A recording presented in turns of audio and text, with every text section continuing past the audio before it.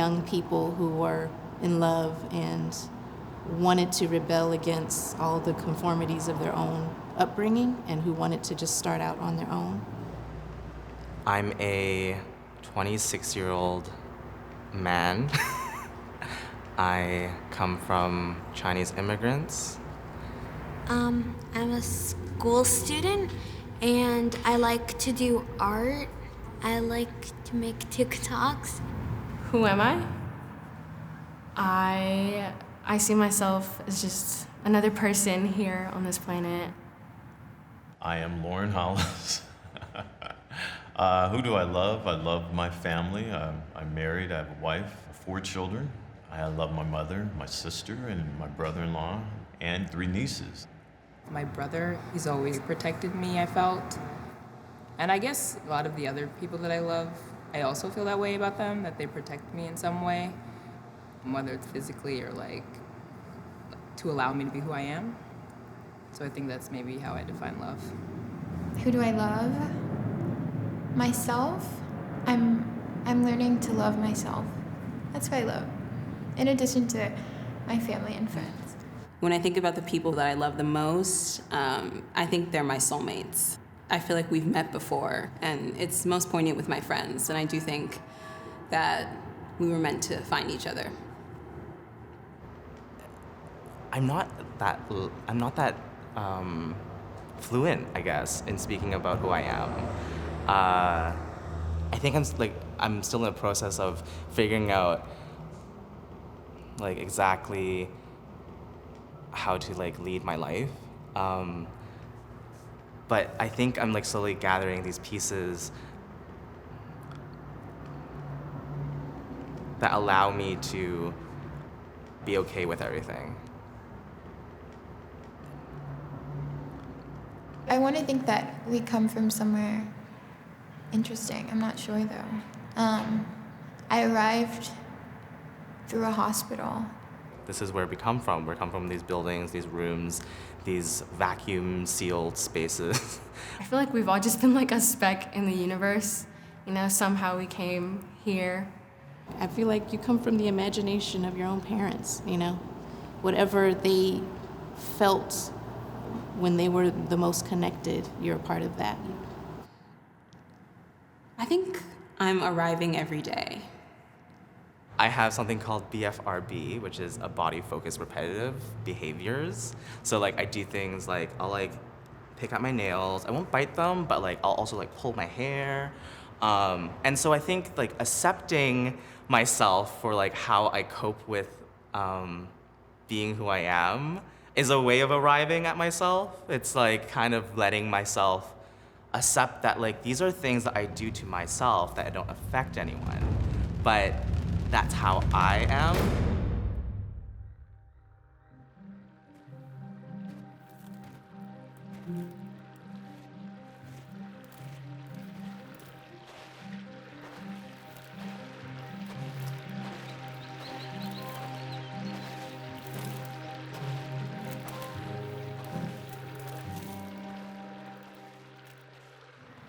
If I were to draw myself, I'd probably draw a bunch of circles, like a contour line drawing of a bunch of circles stacked on top of each other.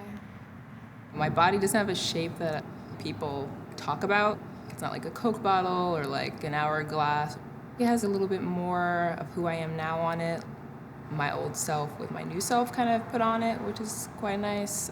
In water, I really feel like I'm really small.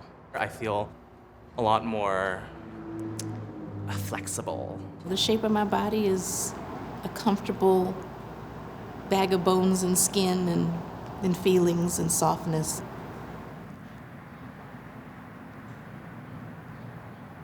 I feel really connected to highways, oddly. My dad was driving from San Francisco back to Los Angeles.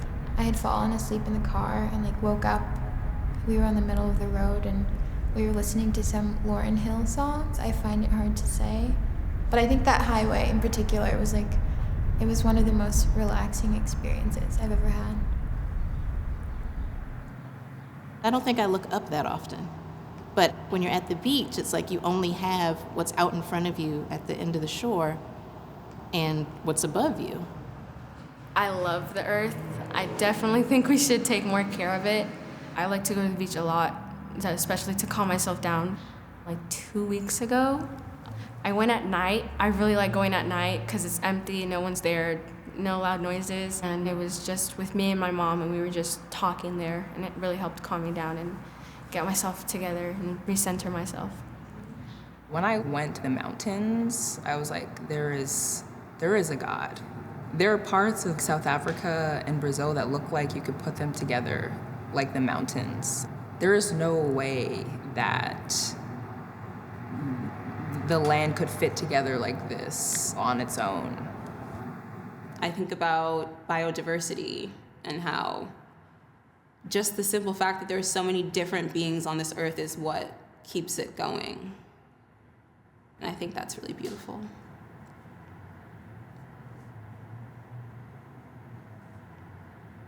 I guess it would feel like loss, having something ripped away or some type of loneliness. After someone cuts off a limb, like their brain remembers it was there, and they might feel like it's still there. You know, we have ghost friends, ghost lovers, ghost family members. I think it's Genesis. I forget which chapter. It's like 1 to 3. When talking about like humanity's like separation from a source or a God, I think a lot about that. Just I wonder if we're disconnected or we're cut off from something.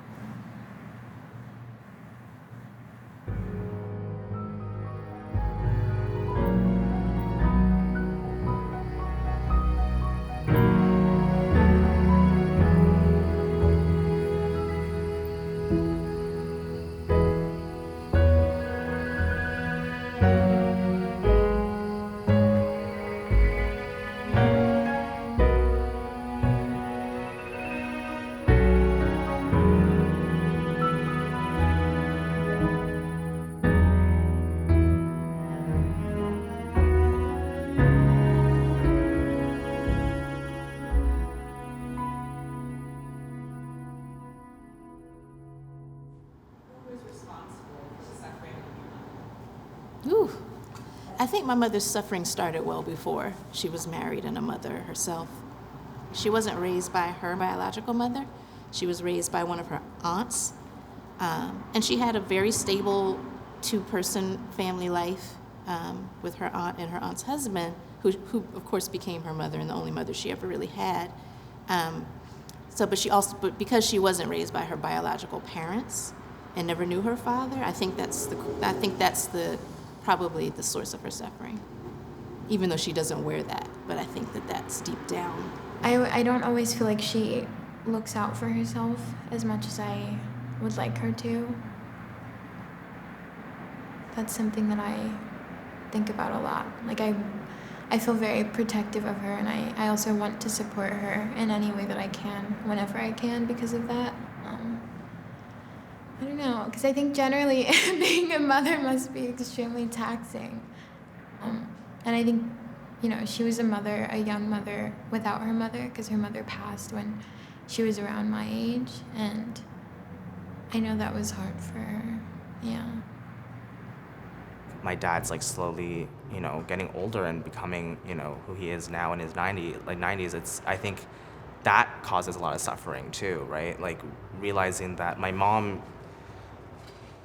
is growing and we're all growing, but there's new challenges, right? When someone's getting older, and my mom is like the primary caretaker and provider. So, she's been such a, rock for my family. And I think she handles it so gracefully. She had an expectation of a daughter that not only did I not know what it was, I didn't know that I was supposed to be living up to that for her. This woman loves me. She loves me so much.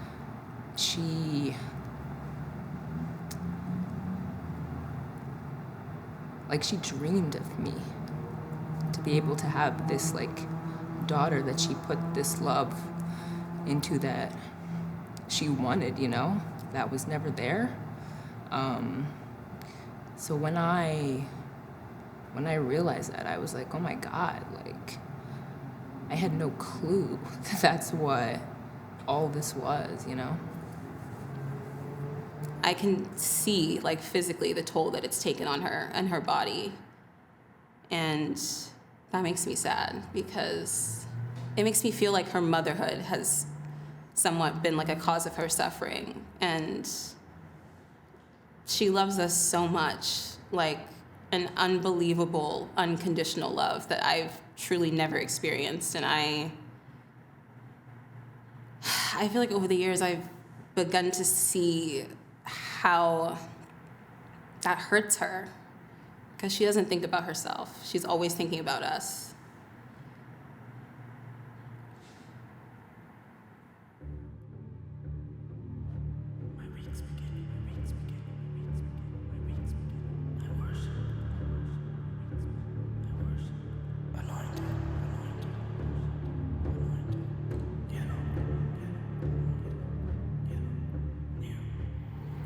We do this thing called the toothpaste challenge, where we squeeze out toothpaste, and the toothpaste that's out is the words that you've said, and no one could ever put all the toothpaste back in, just like you can't retract every single word you've ever said. So yeah, there are things that I wish I had said, and there are times when I wish I had said it, or times where I think about it back and I have something to say, but I decided not to say it at the moment. I feel like silence can also be definitely a part of fear. A fear of speaking out, a fear of telling someone how you feel, a fear of even telling yourself what's really going on. In class, actually, there was a teacher being racist, and I spoke out on about it, and I called him out, and I actually reported him to LAUSD. So that definitely brought a lot of attention towards me, because, you know, I'm a sixth grader. It was my first year in middle school, sixth grader, and it's like you just got to the middle school, you know, you're bringing this big impact on the whole school, on everyone that goes there, because you called someone out on being racist. And that teacher actually ended up getting fired, and it helped a lot of students. I spoke out on about it, you know, I used the voice I have. I am a student there. I'm allowed to voice out my thoughts, especially if I'm being bothered or someone else is being bothered and they're being silent. I'm definitely able to speak out for someone else who can't speak. More often than not, when I've asked for something, it's shown up for me. Or when I've spoken it into existence, or I've come to someone and said I need help, or whatever it is, it's shown up. So I'm like, well, then that's validation. I think if you don't speak up and you're silent, the risk is you're unrewarded for whatever it is you are seeking. Every day that you're living, you're preparing for your death. Because every day that you're living, you're authoring what people are going to say when you're gone. My grandma died 2 weeks ago, and I gave the eulogy. So to prepare for my own death, I would probably eulogize myself. Fred Hampton did it, Martin Luther King Jr. did it, I would like to believe. Where it's sort of, Steve Biko, I think, would say did it as well, where it's just you get to a point where you feel like your life has this purpose that you know, you will fulfill this purpose and you're willing to give your life for it. I think that's what it is. I don't believe I'm going to die before I'm meant to die. So in my head, that means that I have to fulfill some sort of purpose first. I know I was put here to do something. And I think I'm finally at the point where I'm walking in my purpose. And I don't think it's over yet. I'm not sure it'll ever be over, but I think, I don't think that death is something you have to prepare for. Death is my biggest fear. It's the only thing that really scares me so much that it holds me back from doing some things. And I don't want to think about death because I know you like become part of the earth and you give life to new things, but I don't want to miss out on experiences I could have had in the future. I try not to think about the actual event itself, but knowing that my spirit will be taken care of, and I have my ancestors watching over me and protecting me, and knowing that there's got to be something beyond this space that we're on right now.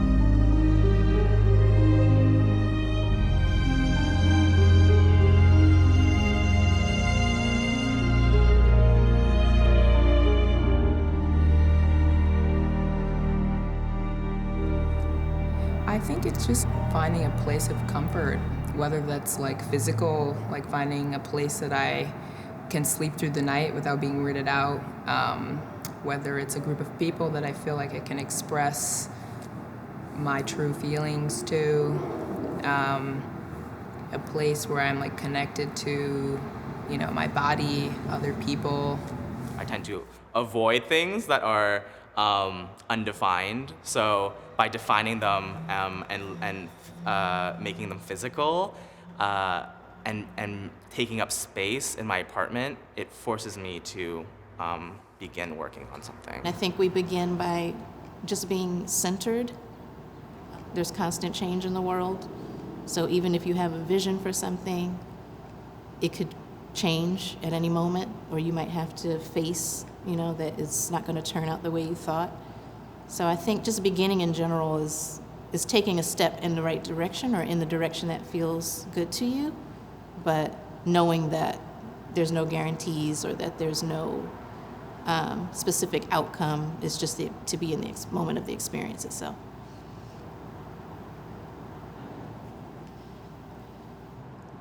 I have a really bad memory. I realize it through therapy, like how easily I can forget the difficulties I've been through. So in a way, like I forget that I'm resilient. So I often visualize this as like I'm hiking and I'm going up this really tall mountain, and it's really painful. And it sucks, and it just really sucks to get over that mountain. And then once I'm over the mountain, I like turn around and I see it as like a little mound. So it's kind of like forgetting the difficulties I've been through. So I guess I live through documentation, remembering like not only the joyful moments, but the things that I have, things that spark me. So mostly visual, I would say, like through photography, voice recordings. Yeah, archiving, documenting, and trying to be present. I woke up the day of my birthday at 3 p.m. I probably felt so crazy because I had never woken up at 3 p.m. I usually wake up at 7 a.m. But I felt so different and excited and kind of invigorated. Like the mornings after like my boyfriend leaves, this is probably one of my like first like more serious relationships I've had. But like the mornings after he comes over and I wake up, I feel like not fearless, but like one of my big fears is being alone. So, or like, living the end of my life or whatever alone. So that fear feels like pretty like dormant or like anesthetized after that. The worst part for me waking up is like feeling like I'm not gonna be productive today. And productive as in like just getting up and like showering, or like getting up and like doing my little tasks in my routine. Like, I kind of don't allow myself to be at rest sometimes. I don't think I wake up too many mornings with fear. I would usually wake up with a goal every day, something that I want to accomplish, and I think it's a good thing to do so that you have a purpose in life. So I don't typically wake up with a lot of fear. I think I'm very aware of all of the things that could possibly go wrong. My mom loves to tell me that my first day of school, I just left. Like I was like, bye, Mom. And I didn't really say anything. I wasn't sad, I wasn't crying. And I really like that she told me that, because I'm a pretty anxious person. And it reminds me that if I could be that way, then I can be that way.